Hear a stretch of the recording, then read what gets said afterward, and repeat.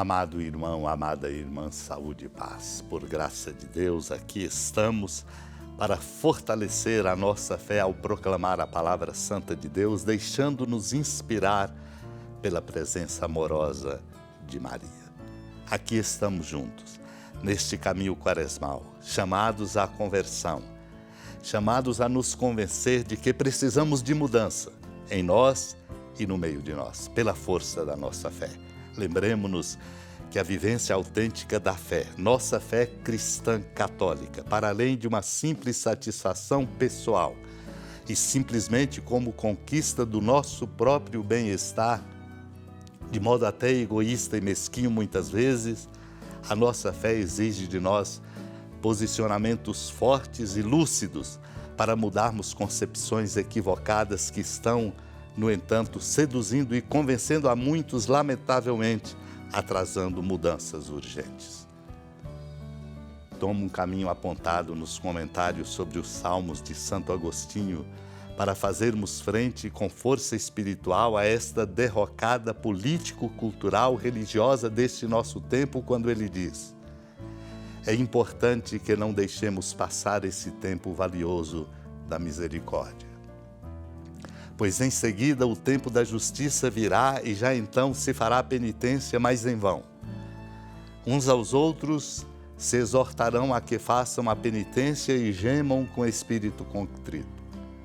Com efeito está escrito, lembra no livro da sabedoria, que proveito nos trouxe o orgulho, de que nos serviu riqueza e arrogância, tudo isso passou como uma sombra.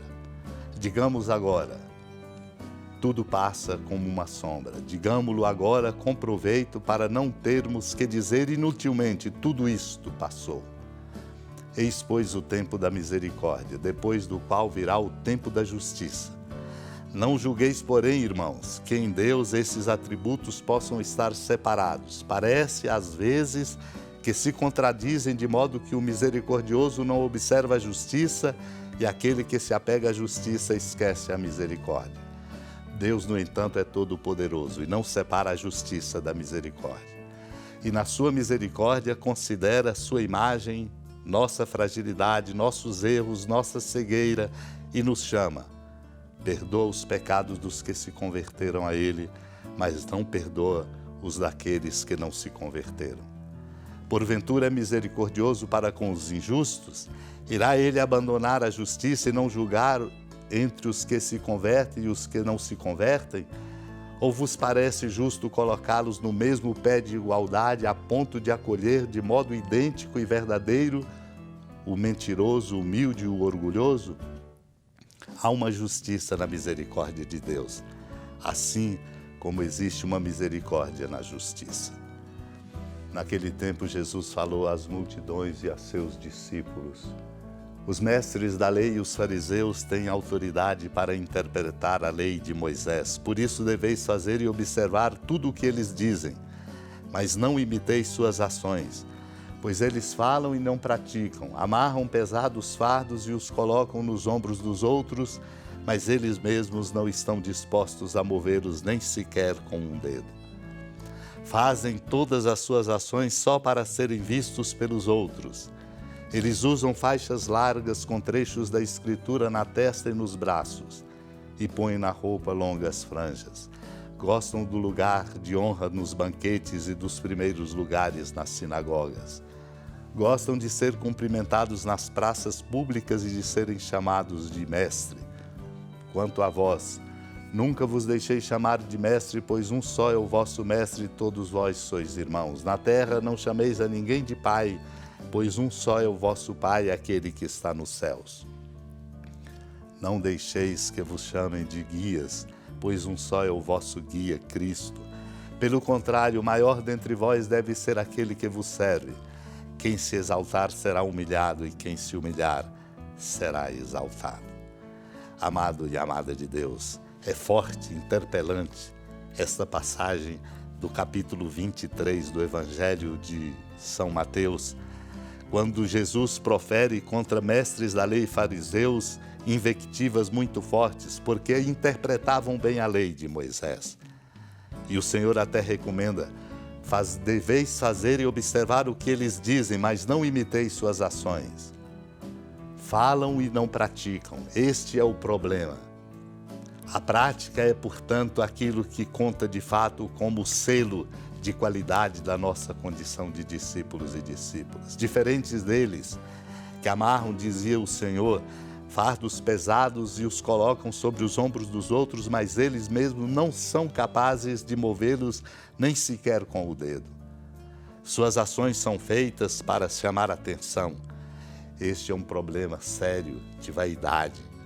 Vaidade que destrói.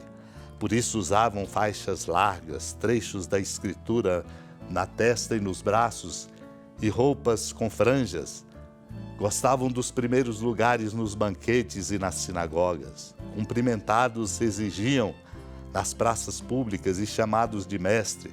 Por isso o Senhor diz, só um é o vosso mestre, Ele, Cristo.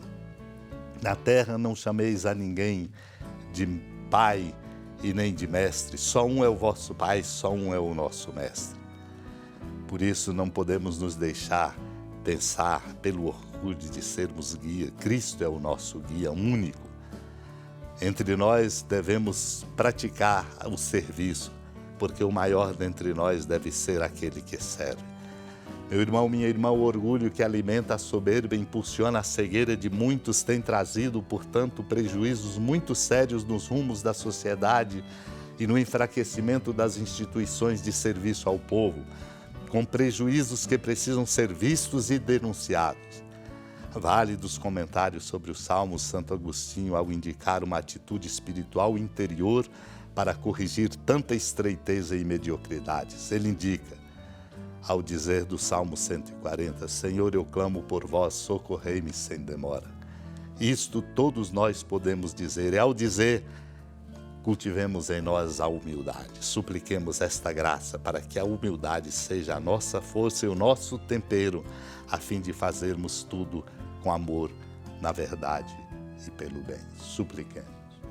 Senhora da piedade, Mãe Virgem do Cristo Deus. Lembrai-vos, ó piedosíssima Virgem Maria, que nunca se ouviu dizer que alguém daqueles que, tendo recorrido à vossa proteção, implorado a vossa assistência e reclamado o vosso socorro, tenha sido por vós desamparado. Animado com igual confiança, a vós recorro, ó Virgem das Virgens, e gemendo sob o peso dos meus pecados, me prostro a vossos pés. Não desprezeis as minhas súplicas, ó Mãe do Verbo encarnado, mas dignai-vos de as ouvir propícia e de me alcançar o que vos peço. Amém. Feliz padroeira de um povo a lutar, a gente mineira te quer exaltar, não só lá na serra, tu és esplendor de toda esta terra, também és fulgor.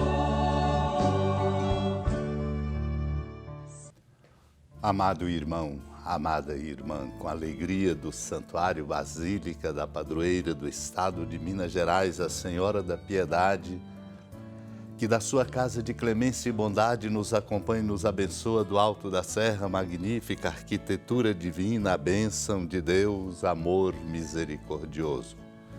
Pai, Filho e Espírito Santo desça sobre sua família, proteja sua casa, sustente sua vida, fecunde o caminho missionário de nossa igreja, nos encha de sabedoria e permaneça conosco para sempre. Amém. Feliz padroeira de um povo